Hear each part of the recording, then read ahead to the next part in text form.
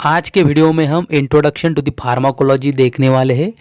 ये video important है GPAT, NIPER, drug inspector और फार्मासिस्ट एग्जामिनेशन के लिए। मेरा नाम है संतोष सुपानराव सरनाइक। तो स्टार्ट करते हैं आज का टॉपिक। अगर हमने फार्माकोलॉजी वर्ड को दो पार्ट में ब्रेक किया, फार्माकॉन और लोगोस। तो फार्माकॉन का मतलब होता है ड्रग और लोगोस का मतलब होता है डिस्कोर्स इन, या लोगोस को हम स्टडी भी बोल सकते हैं। तो हम सिंपली फार्माकोलॉजी को ऐसे डिफाइन कर सकते हैं, study of drug is called as pharmacology. मगर एक इम्प्रॉपर डेफिनेशन है, तो प्रॉपर डेफिनेशन क्या होगा इसका? Study of interaction between the drug and biological system is called as pharmacology. तो ड्रग, ये जो हमारा ड्रग है, इसका हमारे बायोलॉजिकल सिस्टम यानी कि हमारे बॉडी के साथ क्या इंटरेक्शन हो रहा है, इसकी जो स्टडी होती है इसको हम क्या बोलते हैं? फार्माकोलॉजी बोलते हैं। फॉर एग्जांपल हमारे पास एक ड्रग है, इसका नाम है पैरासीटामोल, और इसने क्या कर दिया? हमारे बॉडी के साथ इंटरेक्शन कर दिया, और इंटरेक्शन करने के बाद हमारी जो बुखार थी उसने क्या कर दी? कम कर दी। ओके, फार्माकोलॉजी में हम क्या स्टडी करते हैं? इंटरेक्शन स्टडी करते हैं ड्रग का बायोलॉजिकल सिस्टम यानी कि बॉडी के साथ क्या होता है। तो पैरासीटामोल ने क्या कर दिया? हमारे बॉडी के साथ इंटरेक्शन कर दिया, यानी कि उसने हमारा फीवर कम कर दिया, यानी कि बुखार कम कर दिया। तो study of interaction between the drug and biological system is called as pharmacology.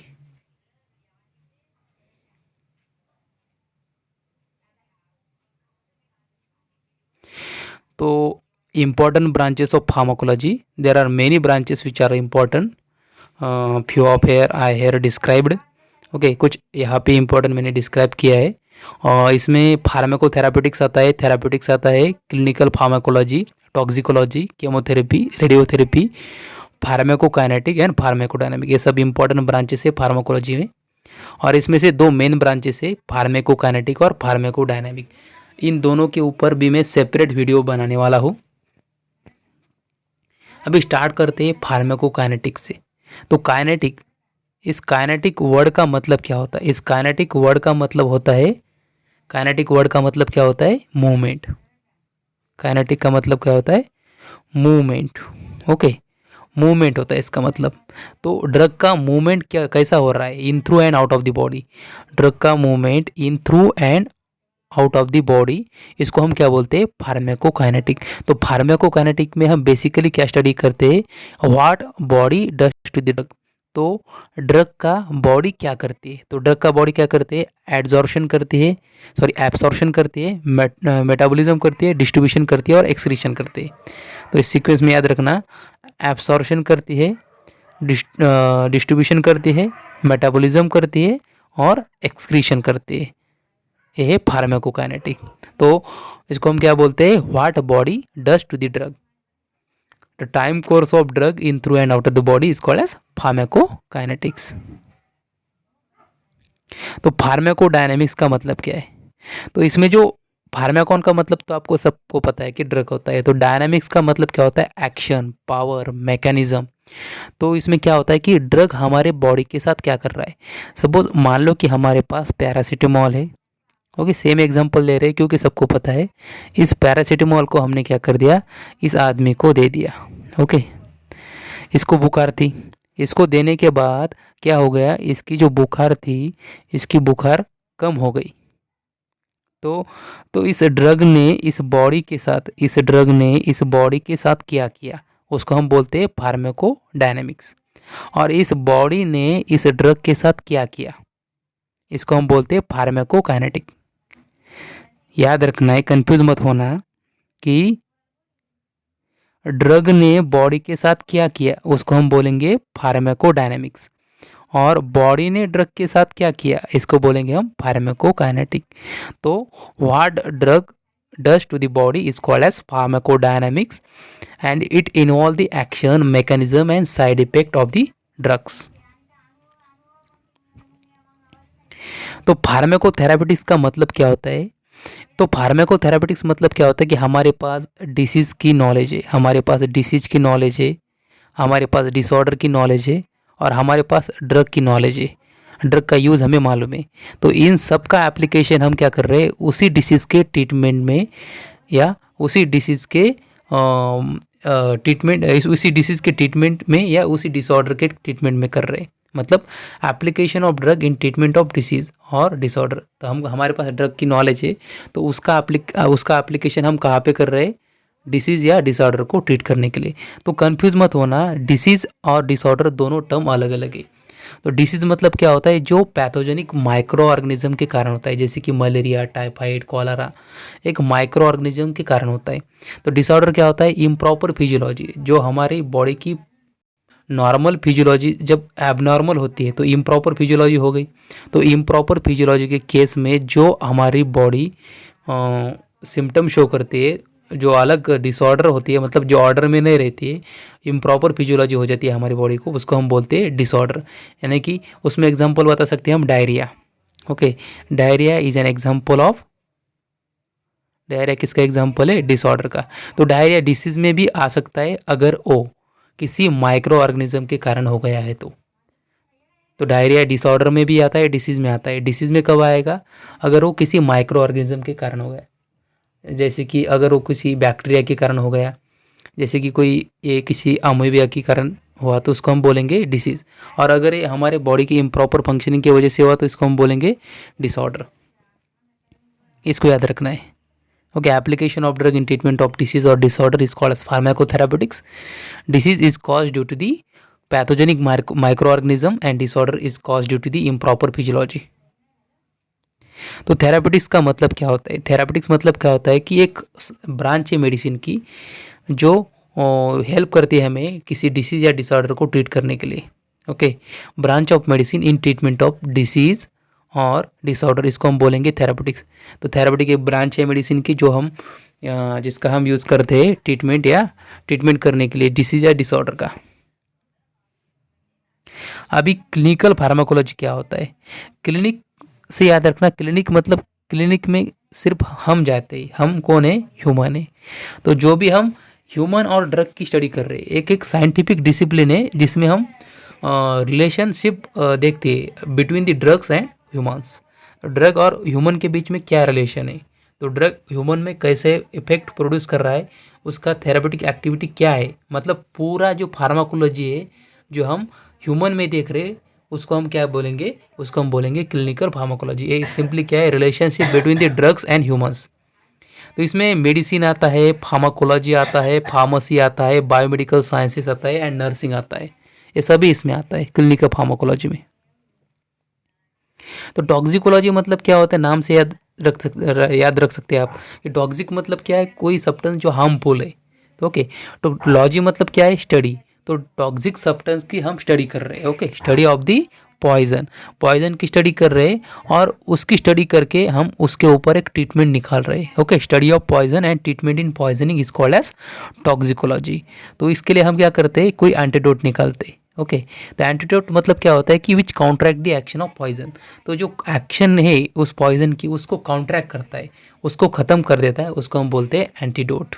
जैसे कि पैरासीटामोल, हमारे पास पैरासीटामोल है, जैसे कि पैरासीटामोल पीसी हम इसको शार्ट में लिखते हैं ज़्यादातर पैरासीटामोल। तो पैरासीटामोल का अगर टॉक्सिसिटी हो गया तो एन एसिटिल सिस्टीन, ये क्या है इसका, एन एसिटिल सिस्टीन है इसका एंटीडोट। ओके, तो इसकी जो स्टडी करते हैं हम, पॉइजन की स्टडी करते हैं और उसके ट्रीटमेंट की स्टडी करते हैं, उस ब्रांच को हम क्या बोलते हैं, टॉक्सिकोलॉजी बोलते हैं। उसके बाद केमोथेरेपी मतलब क्या होता है कि हम क्या कर रहे हैं, केमिकल एजेंट का यूज़ कर रहे हैं किसी डिसऑर्डर या डिसीज़ को ट्रीट करने के लिए। ओके, जैसे कि सिस्प्लेटन एक एंटी कैंसर ड्रग है जो हम कैंसर के ट्रीटमेंट में यूज़ करते हैं। केमोथेरेपी बहुत ही बड़ा ब्रांच है।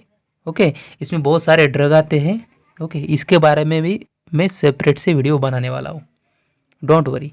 और ये एक वीडियो में नहीं हो सकता केमोथेरेपी, इसके लिए आपको 10-12 वीडियो देखने पड़ेंगे मेरे, और ये मैं बनाऊंगा जल्दी, तो बने रहिए हमारे चैनल पे।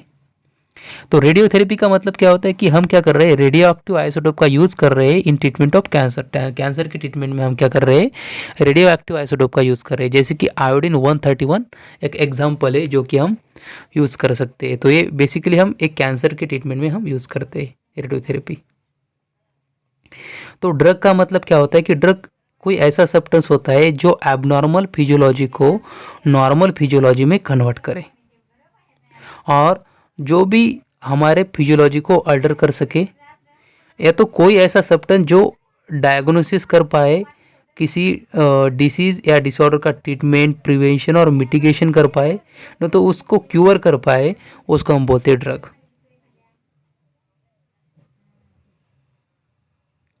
तो ड्रग के सोर्सेस कौन कौन से, सोर्सेस ऑफ द ड्रग्स। तो ड्रग बेसिकली 3 सोर्सेस से ऑप्टेन होता है, जैसे कि पहला होता है नेचुरल, दूसरा सिंथेटिक और तीसरा होता है सेमी सिंथेटिक्स। तो उसके बाद नेचुरल, ओके, स्टार्टिंग करते हैं नेचुरल से। पहला होता है नेचुरल।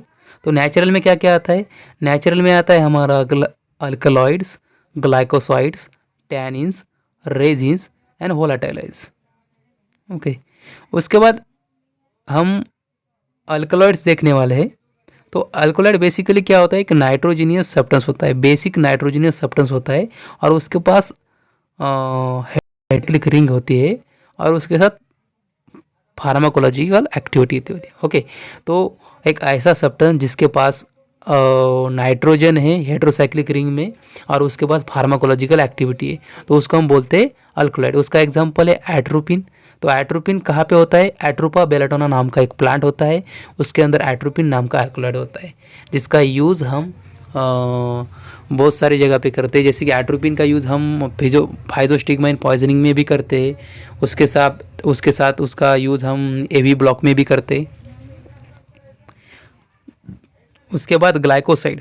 ओके, तो ग्लाइकोसाइड क्या होते हैं, एक नॉन रिड्यूसिंग ऑर्गेनिक कंपाउंड होते हैं। ओके, और ये इसका अगर हाइड्रोलाइसिस होता है एसिड या अल्कली के साथ, ओके, तो ये 2 मोलिक्यूल प्रोड्यूस करते हैं, एक होता है ग्लाइकॉन, एक होता है अग्लाइकॉन। इसमें 2 पार्ट होते हैं ग्लाइकोसाइड में। जब भी इसका हाइड्रोलाइसिस होता है एसिड या अल्कली या किसी एंजाइम के साथ, तो इसमें 2 पार्ट होते हैं, इस 2 पार्ट में डिवाइड होता है। जैसे कि हाइड्रोलाइसिस के बाद एक होता है ग्लाइकॉन, एक होता है अग्लाइकॉन। और जो अग्लाइकॉन होता है ये मेन होता है, इसके पास रहती है फार्माकोलॉजिकल एक्टिविटी, इसके पास रहती है फार्माकोलॉजिकल एक्टिविटी।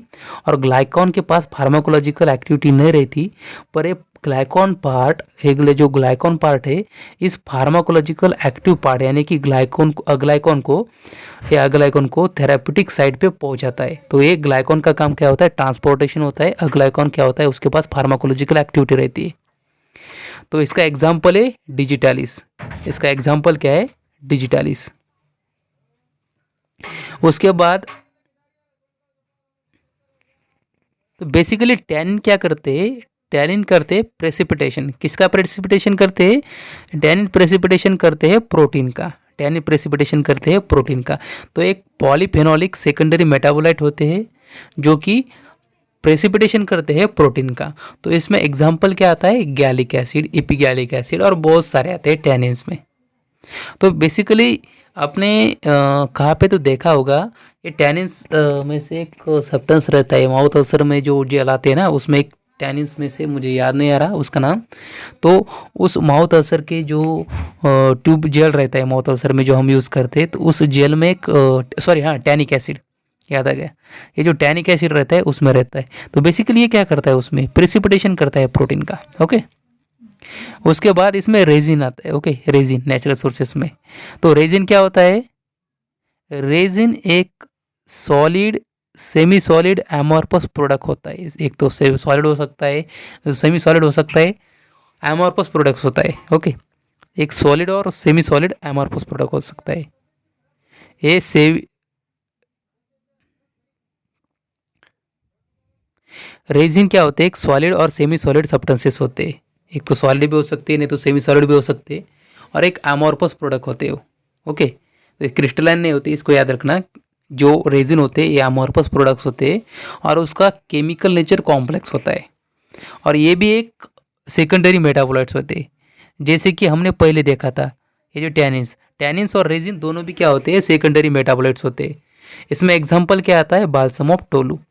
उसके बाद होलाटाइल ऑयल। होलाटाइल ऑयल क्या होते हैं कि इसके पास थेरापेटिक एक्टिविटी रहती है और ये होलाटाइल रहती है, मतलब कुछ टाइम के बाद ये क्या होते हैं, गायब होते हैं।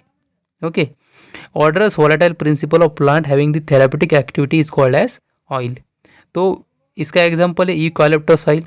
तो बहुत सारे प्लांट में होलाटाइल ऑयल रहता है, जैसे कि यूकैलिप्टस प्लांट में यूकैलिप्टस ऑयल रहता है, टर्पेंटिना में टर्पेंटिन ऑयल होता है, बहुत सारे प्लांट होते हैं। ओके, जैसे कि सिट्रोलिन और कार्मिनेटिव, ये सभी वोलेटाइल ऑयल में आते हैं। कार्मिनेटिव में कौन सा होता है, बहुत सारे होते हैं, कार्मिनेटिव में भी होता है फिनल, फेंकोन, ये सभी वोलेटाइल ऑयल होते हैं। ओके, तो उसके बाद ड्रग एक्शन में क्या क्या आता है। ड्रग एक्शन में stimulation, depression, irritation, replacement, cytotoxic action, antimicrobial action और इम्यूनिटी मॉडिफायर, ये सब आता है ड्रग एक्शन में। इसको एक एक करके हम देखने वाले हैं। तो इसमें स्टिमुलेशन में क्या होता है कि ये जो स्पेशलाइज सेल रहते हैं, इसकी एक्टिविटी क्या होती है, बढ़ जाती है। Okay, increase the activity of specialised cell. जैसे कि एड्रेनलिन क्या करता है, हार्ट में स्पेशलाइज सेल की एक्टिविटी बढ़ाता है। तो इसमें क्या करता है, फोर्स ऑफ कॉन्ट्रैक्शन बढ़ाता है, हार्ट रेट बढ़ाता है, ये सभी ब्लड प्रेशर बढ़ाता है एड्रेनलिन हार्ट में। उसके बाद डिप्रेशन क्या होता है, डिप्रेशन होता है स्पेशलाइज सेल की एक्टिविटी कम होना। तो सिमुलेशन क्या होता है, इसकी एक्टिविटी बढ़ना स्पेशलाइज सेल की, और डिप्रेशन का काम क्या होता है, इसकी एक्टिविटी कम करना। जैसे कि सीएनएस में, सेंट्रल नर्वस सिस्टम में बारबिटूरेट कम करता है। और इरिटेशन क्या होता है, इरिटेशन मतलब कोई एक नॉक्सियस इफेक्ट, जिसमें कि प्रेसिपिटेशन हो सकता है प्रोटीन का, और ये हो गया माइल्ड स्टिमुलेशन। इसमें प्रेसिपिटेशन हो सकता है प्रोटीन का, और माइल्ड स्टिमुलेशन जैसे कि बिटर, जैसे कि वो क्या करते हैं, सलाइवरी और गैस्ट्रिक सिक्रेशन को क्या करते हैं, इंक्रीज कर देते। ओके, सलाइवरी और गैस्ट्रिक सिक्रेशन को इंक्रीज कर देते, उसको हम क्या बोलते हैं, माइल्ड स्टिमुलेशन इरिटेशन। और स्ट्रांग में क्या होता है, इन्फ्लामेशन होता है। तो ये होता है इरिटेशन में।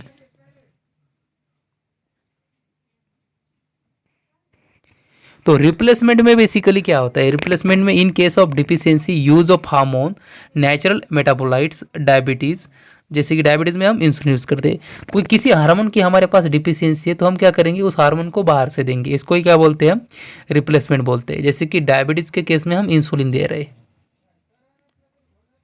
उसके बाद साइटोटॉक्सिक एक्शन क्या होता है कि selective toxic effect on parasite और माइक्रोब्स एंड कैंसर सेल।